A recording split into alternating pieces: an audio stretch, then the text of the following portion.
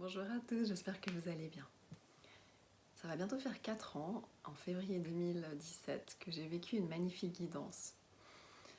J'avais un peu de peine à organiser mes vacances avec mon ami, et puis maintenant je sais, quand ça bug, quand c'est pas fluide, en fait c'est que c'est pas juste pour moi. Et puis à un moment donné, une amie me parle du Mexique, et là quand elle me dit Mexique, je me dis mais oui, région Tulum et tout, c'est là que je sens d'aller. Et en une soirée, j'organise tout. Et il se trouve que un appel que j'avais depuis très longtemps, ou un rêve que j'avais depuis très longtemps, c'était de rencontrer les Dugong, ou du moins les Lamentins. Et pour ce voyage, j'avais déjà regardé d'ailleurs si c'était pas possible de les rencontrer, de faire un voyage dans ce sens-là, mais ça s'était pas organisé comme ça. Et là, en préparant mon voyage au Mexique, je vois qu'il y a un endroit vers la lagune de Bacalar où on voulait aller, sur le conseil de cet ami justement, où c'était écrit la baie des manatis. Les manatis sont les Lamentins là-bas. Donc je me dis, c'est incroyable. Il y a des manatis au Mexique en fait. Mais c'est dingue, c'est un signe. Alors c'est vraiment, c'est fou quoi. Finalement, je voulais les rencontrer, j'arrive pas à organiser ce voyage. Et là, ça y est, j'organise un truc. Et si ça se trouve, je vais rencontrer les manatis. Et j'écris à différents endroits. La réponse, toujours la même. Non, non, on voit plus de manatis chez nous. C'est plus possible de les voir. Bon. Je me dis, tant pis, ma foi, s'ils sont pas là, ils ont été là un moment dans ces eaux. Et puis je me relierai à eux différemment. Et puis on fait tout un tour, en passant par Chichen Itza, d'autres pyramides, etc. Et puis on finit par Tulum. Et là, à l'hôtel, le gars de la réception, très sympathique, me dit « Oui, si jamais il y a des excursions possibles et tout, on a fait 7 heures de route, je suis crevée, j'écoute à moitié. » Puis le lendemain, je dis « Il faut que je lui redemande quand même ces excursions, de quoi il en retourne. » Et là, le type me réexplique et tout. Puis une des excursions, je lui dis « Mais dans la selve, ça veut dire quoi? On va être dans la forêt, enfin c'est un peu la jungle comme ça. » Il me dit « Ah non, non, non, non, c'est pas ça. Là, c'est une excursion où en fait, tu pars en bateau et sur la lagune et à l'embouchure avec l'océan. » Je dis « Ah ouais, mais on voit quoi comme animaux marins? » Alors en général, tu peux voir des dauphins et puis parfois d'autres animaux. Puis si tu as de la chance, peut-être que tu vois aussi des manatis. Je dis « Non, tu plaisantes, des manatis ici, on m'a dit que c'était pas possible. » On dit qu'on les voit plus, mais il dit « Moi, j'en ai vu quoi. Et on dit que si tu les vois, t'as vraiment toutes les bénédictions. » Je me dis « Génial, il me faut ce tour. » Il me dit, il y a 2 tours possibles. Il y en a un plutôt... Enfin oui, ça risque d'être un groupe. Puis sinon, il y a un peu plus cher, vous pouvez être 4. Je dis, ouais, moi je veux le plus cher. Et là, je dis, s'il vous plaît, pourvu qu'on soit que mon ami et moi qui suit avec beaucoup de gentillesse, parce que c'est pas trop son truc. Et puis nous voilà partis 2 jours plus tard pour ce tour. Et il se trouve que la veille, j'avais fait tout un travail de méditation et connexion et j'avais aussi tiré des cartes. Et dans les cartes que j'avais tirées, eh bien, il était apparu qu'à un moment donné, il y aurait la vacuité, le vide. Et puis, je me dis, bon, alors, si ce vide, je le prends comme il n'y a rien, qu'est-ce que ça donne? Et là, je vois vraiment que tout est bouché, quoi. Ok, et si le vide, je le contacte plutôt comme, même si je ne vois rien, tout est déjà là. Et là, abondance, ouverture, enfin vraiment tout impeccable. Donc je me dis, ok, je vais me souvenir de ça. Et donc nous voilà partis avec le guide et il se trouve que nous étions que les 2. Donc déjà, je me dis, yes, merci, on n'est que 2, on n'est pas 4, on va vraiment pouvoir faire complètement adapté à ce qu'on recherche nous. Et puis ce guide, je me dis, c'est hallucinant quoi. Il me fait penser à Gilles Delieuse. C'est Gilles Delieuse en mexicain, c'est fou, c'est un signe, les maîtres dauphins sont avec nous. Et bref, le gars nous dit, oui, on va commencer, mais on va juste s'arrêter au début, il y a un endroit où il y a un crocodile. Et puis on s'arrête pour lui donner à manger, les pêcheurs lui donnent à manger et tout, il est toujours là. Ok, on s'arrête, pas de crocodile. Et là, j'entends déjà le message, souviens-toi. C'est pas parce qu'il y a rien qu'il y a rien. Donc je me dis, ok, le crocodile est pas là, mais c'est ok. On sait qu'il est là de toute façon d'habitude. Et donc, ensuite on part sur le bateau. Et là, on est sur la lagune, plane. Rien, pas un manati. Pourtant, le capitaine nous dit, ouais, là, l'eau est tellement belle qu'on va bien l'y voir.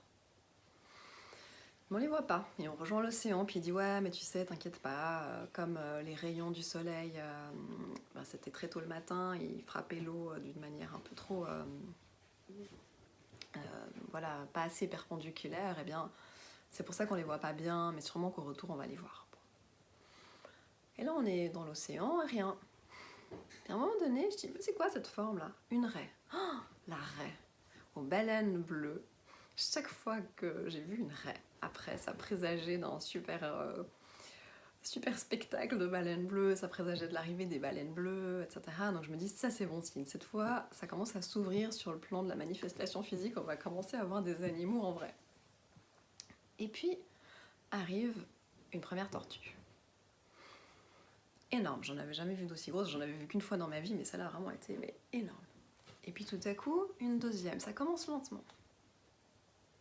Et puis finalement une troisième. Puis à un moment donné, on est entouré de 16 tortues énormes qui sortent à la surface de l'eau pour respirer, qui replongent.